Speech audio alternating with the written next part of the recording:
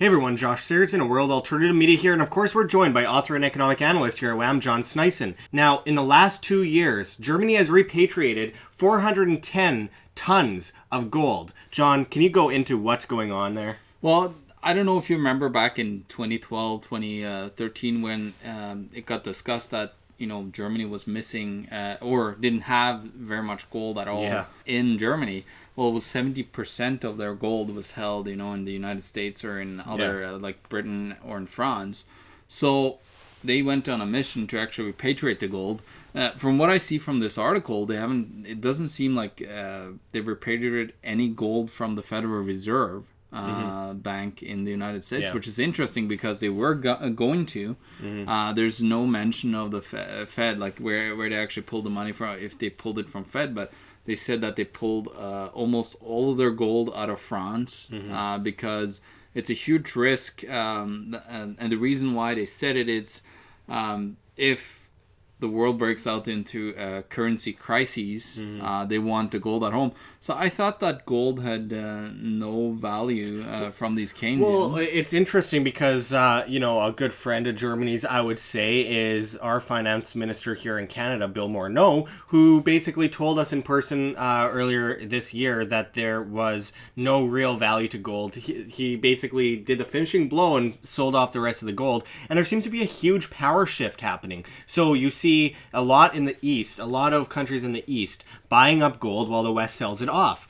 Canada sold off almost all of its gold. The U.S., the gold reserves are very questionable. And now we see Russia and Germany and China buying up tons of gold. And we know that Germany is not a fan of Russia. In fact, I did a report earlier this year on the fact that Germany was spearheading the cause to create an EU army to aggress against Russia. So could this have anything to do with a potential war in the making? Because things are going crazy right now with Russia and every other country in the kind of world monetary union system. Well, what we've seen is I think we're gonna see the fall of the euro, and I think they're preparing for that. I think they're repatriating their gold because they know that gold, of course, throughout history always comes back as the savior of the detrimental fiat printing of money. Of course, so they do understand that, but they don't want to tell anyone, of course, like in public, like Bill Morneau did here in Canada to us. They want to say that it's a worthless, piece, or well, they call it a barbarous relic, But I'm going to quote a politician from the CSU party in Germany, and he said it's Peter Gauweiler. And he asked a question, if it was even safe to have the reserves anywhere else, but in Germany. And he said it's also they needed to know if it was safe in case of crises that would happen in the breakout of a war.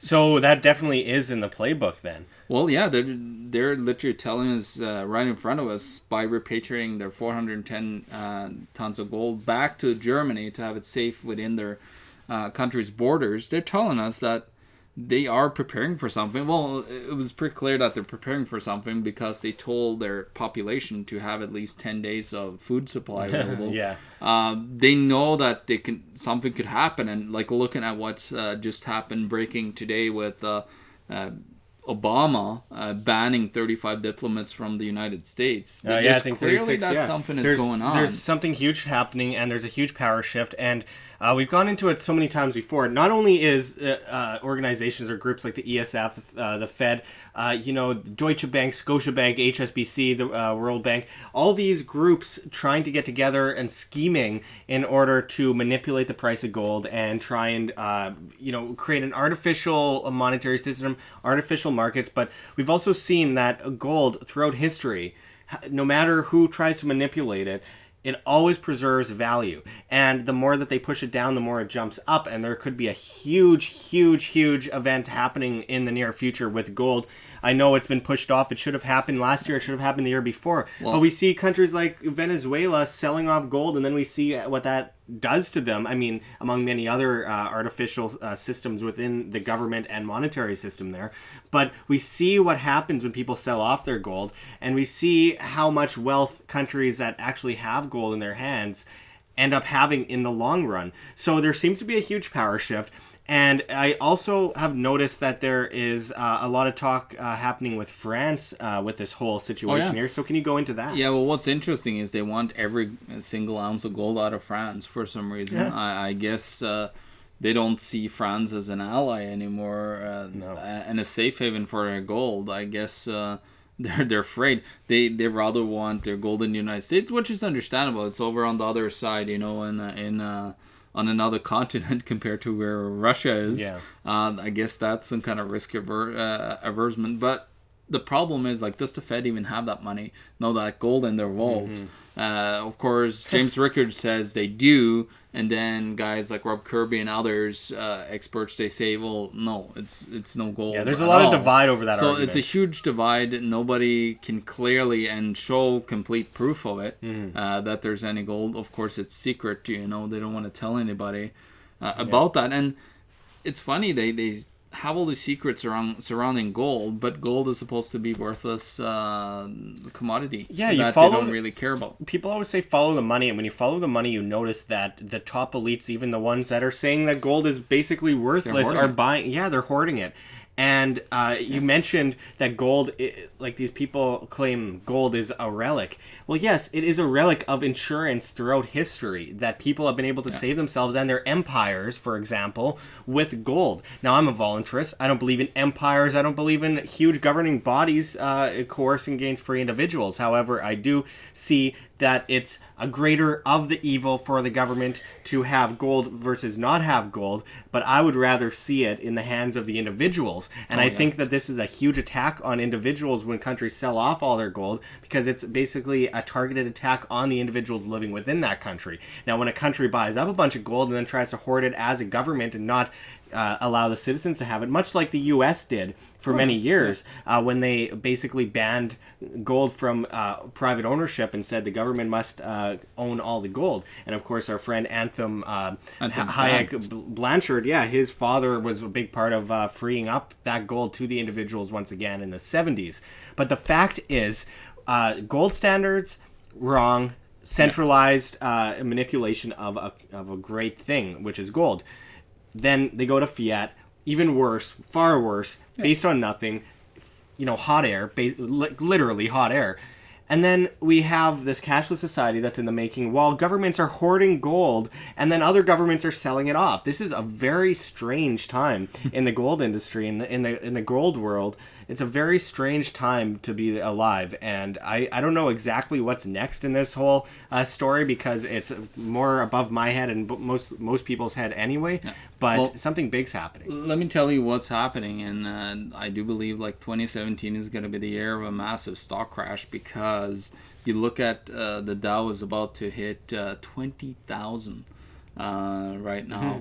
And it's never been there before. It's way overvalued. We know, and they're talking about how we need to be bearish about stocks and so on, and trying to warn people a little bit by not sell off, because then you have the panic starting. And then of course all the debt around in the world, it's a mass amount of debt that has been created, and then of course it's deficit around governments worldwide, which creates even more debt. They perpetuate the massive bubble of debt. It's not just the private bubbles because of the private debt in a lot of countries. And I did actually an interview just recently where I explained this. The private debt that people accumulate in the socialist countries are massive. They're huge compared to the countries that doesn't have the huge socialized countries. Because what happens is they get taxed to death, and then they have to borrow in order to afford things. And people don't talk about this. So we got that, massive private debt bubble, and that's in cars, houses, student loan, all this stuff, just a mass of debt getting everywhere. And how are we going to get out of this? Do we have an exit strategy? Do the banks that, the central banks that hold massive amounts of stocks and all this stuff, for example in Japan, that holds massive amounts of their stocks from from their own stock exchange. They don't have an exit strategy, so there's a massive bubble building here. And who knows, there is talks that they want, guys like James Rickards are putting forward to go back to a gold standard again. And I think that guys like Germany and everybody else is preparing for that by buying gold, but then also holding their gold locally, but then also preparing for something even worse that I think we're unfortunately are close to getting, which is a World War III. Yeah, absolutely. And that's a scenario that no one wants, no individuals want in any country. And we'll be doing future reports on that for sure, as we have in the past. Another thing to mention is China has been trying to push for a world gold currency for many years. I remember reading about that for the first time many, many years ago. I think it was during the 2008 elections in the United States. And I think that they're still trying to push that initiative. I know there's a big power shift towards more Chinese-style governing power. Well, what's going to happen, I believe, is they're going to try to take over the power of the IMF, which they're getting very close to with their allies. They're getting close to that 15% threshold that you can veto stuff in the IMF. And then they want to use the SDR, gold-backed SDR, back that with gold, and then use that because they, of course, have their yen as one of their underlying currencies now. They just got inducted into the basket just in October this year. Yeah, that's a true basket of deplorables. I'll just throw that out there. 100%. But anyway, what's your bottom line for this video? What's the bottom line for what Germany is doing right now? 410 tons of gold over 2 years. 200 tons of gold in the last year. It's really a historic time. What's your bottom line for all this, John? What they're doing is what everybody should do. They should keep their precious metals as close to them as they can. Have it accessible because it's your wealth insurance, and when something happens and you don't have that wealth insurance, let's say a war breaks out and you need to trade with people, suddenly that is all the way in Singapore that somebody had it there. If you can't get there, well, now you're stuck in no man's land and war in your country. You can't even do some kind of trade or work within society. I think it's very important to hold your gold and silver like at your house, have it secured in a vault. Or a private vault. Or a private vault, but have it very close to you. Of course, if you can, put some outside of the border because who knows if they're going to do what the United States did in the 30s, taking it away from you. So you got to do a little bit of a risk assessment. Of course, this is our opinion, but this is from reading dozens of books on gold, so it's not that I'm just spewing out random thoughts. It's what the experts are saying and just taking their common knowledge and just telling you what they're saying. No, this is a very well-known information that's just not talked about in the mainstream media, and that's why it's our job to get it out there. Now, of course, there's ulterior motives to what's going on with Germany buying up this gold, and we'll surely update you in the next few months, I believe, because this continues to escalate on a global scale. The economies around the world are crashing.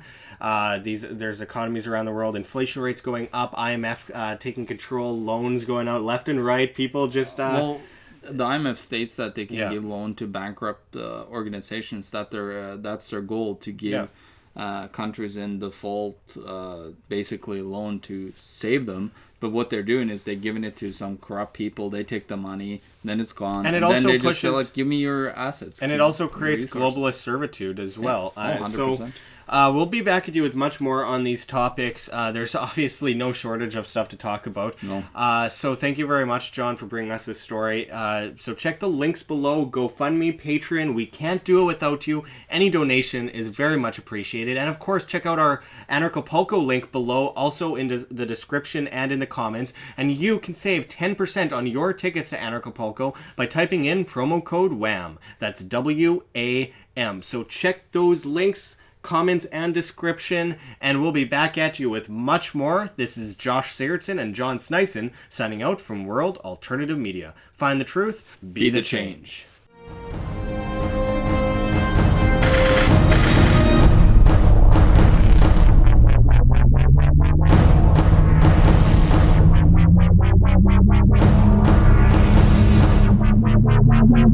Thank you.